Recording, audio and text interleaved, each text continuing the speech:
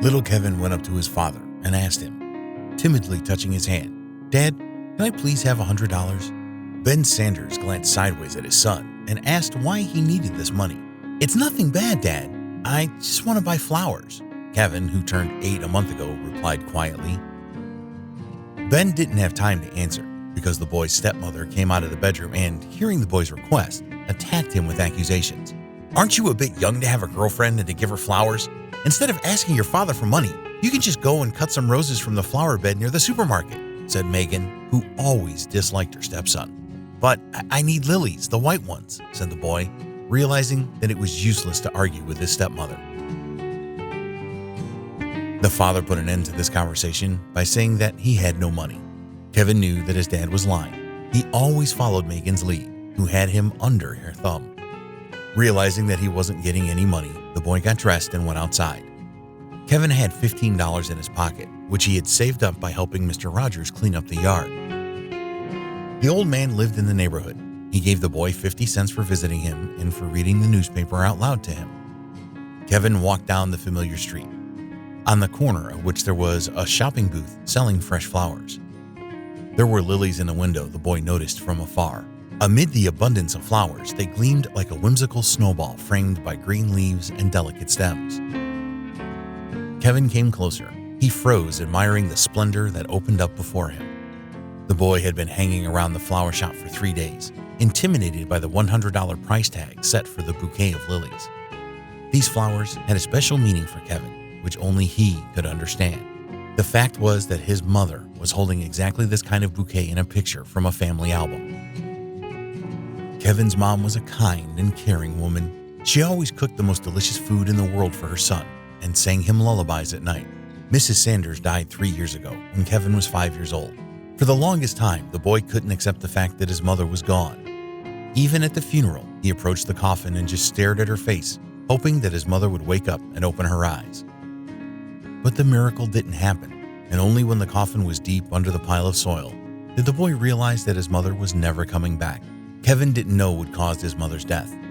The boy once overheard bits of a conversation between his father and stepmother, saying that his mother had a sick heart, but he was too young to understand what it meant. Ben Sanders was never a caring husband, nor was he an exemplary father, which often brought his late wife to tears. Kevin was pulled out of his memories back into reality by the shopkeeper, who yelled at him not to touch the windows with dirty hands. The boy sighed sadly and, plucking up his courage, went inside. The shop smelled pleasantly of fresh flowers, which made Kevin feel like he was in a fairy tale. The boy went up to the lilies standing in the window and said, pointing at them with his hand, "I want to buy this bouquet." The seller raised her eyebrows in surprise and said, "No problem, little boy. Pay the price and the bouquet is yours." After the woman's words, Kevin blushed and said quietly, "I have only $15 on me. I can give it to you now, and then I'll pay you the rest within a week or 2. Maybe I can help you out somehow. I can wash the floors, take out the trash, change the water in the flower pots. Don't worry about me being small. I'm not afraid of hard work." The shopkeeper's name was Kate, and she was outraged by the boy's offer. "What's that crazy idea you came up with? Save up the money and then come get your flowers. Now get out of here. And if you want to come back here again, I'll send you to an orphanage," Kate answered nervously and showed the boy to the door. "I'm sorry, but I really need these lilies. If you want me to kneel before you, I will. Just please give me the flowers," the boy babbled in a pleading tone, his eyes filled with tears. Fortunately, Kevin didn't have time to carry out his plan because at that moment, a young man came into the shop. The visitor's name was David, and he was an acquaintance of Kate, whom he even took out on a date a couple of times. The man didn't let Kevin kneel, saying, "Never humiliate yourself before anyone. Remember, there's always another way out." These words made Kevin even more upset, so he rushed out into the street with tears in his eyes. There, unable to handle his grief, the boy began to cry softly, smearing tears all over his face. "You have a wicked heart and a dark soul, Kate. Why would you do that? He's just a little child," David said reproachfully, and caught himself thinking that he never wanted to go out with this woman again. Then, the man took out his wallet and bought 2 bouquets of white lilies. Kate watched him go, pursing her lips in resentment. Meanwhile, David went out into the street and over to the crying boy, holding the bouquets in his hands. "All right, don't you cry. Here you go. Why do you need these flowers? Did you want to give them to someone? the man asked, handing Kevin one of the bouquets. Sniffling, the boy looked with gratitude at the young man and explained that these flowers were intended for his mother, who died 3 years ago. "It's her birthday today. I wanted to give my mom a present," Kevin said quietly. After the boy's words, David could barely hold back his tears, feeling a lump come up in his throat. The man suddenly felt a surge of pity for the boy who had such a difficult fate. David understood Kevin like no one else because he grew up in an orphanage.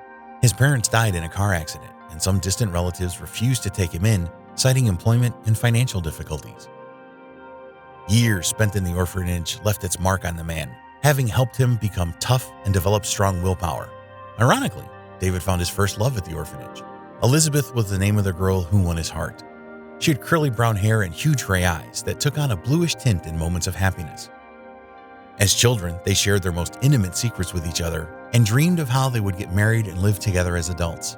David left the orphanage a little earlier than his beloved, and he even managed to get a job. Young people were looking forward to the day when Elizabeth came of age. David arranged a romantic evening for her full of surprises. They took a walk in the park and rode on merry-go-rounds, kissing and hugging. That evening, the young people professed their love for each other and agreed to get married in a couple of weeks. But the most pleasant part of the evening was still coming. Having bought various snacks, they went to a picnic by the river, where they spent an unforgettable night full of love and passion. They parted only in the morning. Elizabeth had to return to the orphanage to deal with the formalities of her coming of age and leaving the orphanage. Then David went to work. He had a job as a courier, delivering orders on a car provided by the company. However, before the man had time to deliver even half of the orders, an SUV driven by a drunk driver crashed into a small pickup truck at full speed. Fortunately, David survived. But the young man had to spend about 6 months in the hospital, 3 of which he spent in a coma. Thanks to the doctors, David slowly regained his strength and health, all the while thinking about Elizabeth. However, finding the girl turned out to be rather difficult. Any trace of her was lost as soon as she left the orphanage. David was desperate and even wanted to hire a private detective when he accidentally met Elizabeth at the supermarket. She wasn't alone, but with a man who looked much older than her. He carefully held his beloved by the hand, while her round tummy could be seen even under the loose dress. Of course, the girl recognized David and tears began to flow down her cheeks. Blood rushed to David's face, and taking one last look at Elizabeth, he walked away quickly. David tried not to hear the sobs of the woman he used to love, who betrayed him and broke her promise. Many years have passed since that incident. David became very successful and was working as a manager in a construction company. He was well off financially, but he never fell in love again, holding on to the mental image of Elizabeth all those years. The fling with Kate, the woman from the flower shop, wasn't anything serious and didn't really make him feel anything. They were too different and didn't make a good couple. Thus, tired of the endless mental anguish, David decided to find Elizabeth, who was having her birthday that day. Having decided that the orphanage was where they would certainly know about the fate of their former students, the excited young man went there straight from the flower shop. David quickly got to the institution that he once called home, where he spent his childhood and found his true love. If only David knew what kind of news was waiting for him in the headmaster's office. Mrs. Morris was happy to see one of their graduates, and after a short conversation, informed him that Elizabeth had died 3 years ago. Shortly before her death, as if knowing that it would happen, the girl came to the orphanage. Elizabeth was crying as she told her story. It turned out that she was already pregnant when she got married, which is why her husband turned the girl's life into hell. He was 20 years older and could even raise his hand at her. David couldn't help but start crying. The man left the headmaster's office and went to the city cemetery, where he wandered between the rows of graves for a long time, trying to find his beloved. David did succeed eventually. But to his surprise, he saw a boy standing at the tombstone, the one he'd recently bought a bouquet of lilies for. Kevin stood there crying, occasionally glancing at the grave where his mother rested. David's brain froze for a second, and then he understood everything. The puzzle pieces came together, and he clearly saw the whole picture, in which Elizabeth and Kevin's mom were the same person. Taking the boy by his shoulders, David knelt in front of him and hugged him. "I love you, son," David whispered through the tears that were pouring down his face. From that moment on, the cemetery workers would see the boy and his father come to the same grave every year. The woman buried there was the boy's mother and the love of David's life.